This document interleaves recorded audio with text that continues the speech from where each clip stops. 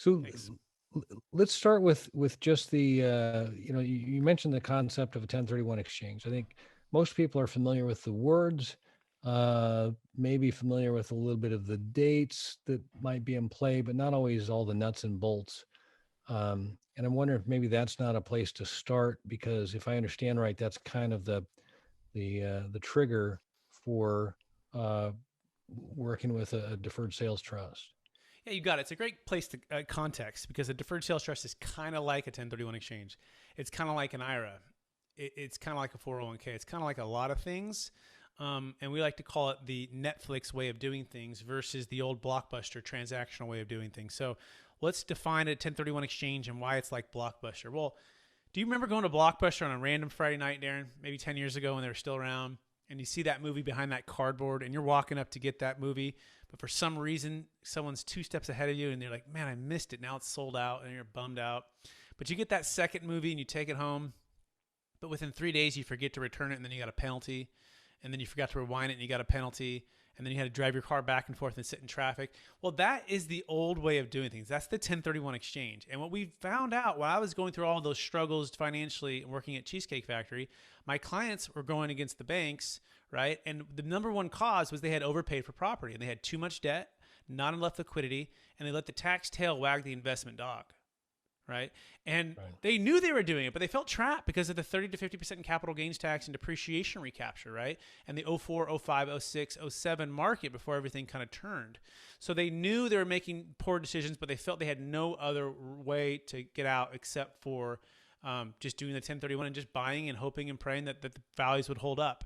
Well, that was the kind of ground zero of why we found out that 1031 is blockbuster, because our parents taught us to sell high and buy low, not sell high and buy higher 180 days later with little to no inventory, little to no value add opportunity, and in more debt, right? And unfortunately, the 1031 exchange just does not work in every situation, right? There's different tools for different periods of life, financially or personally.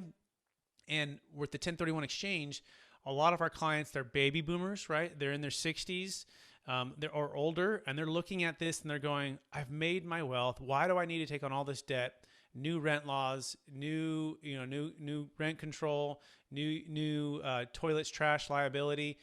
I don't need all of this stress in my life. I want to retire from this, but I also want to be able to pay off debt and get diversification. So an interesting study, according to the American Bankers Association, there's about 17 to 20 trillion dollars that's going to pass from one generation to the next in the next 20 years.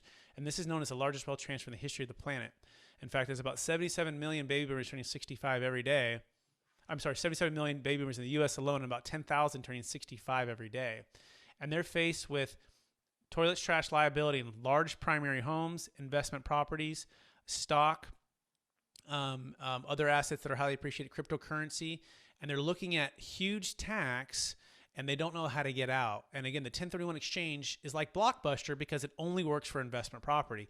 We just closed a property in Palo Alto for a primary home seller who wanted to downsize from his house. He had 5 kids.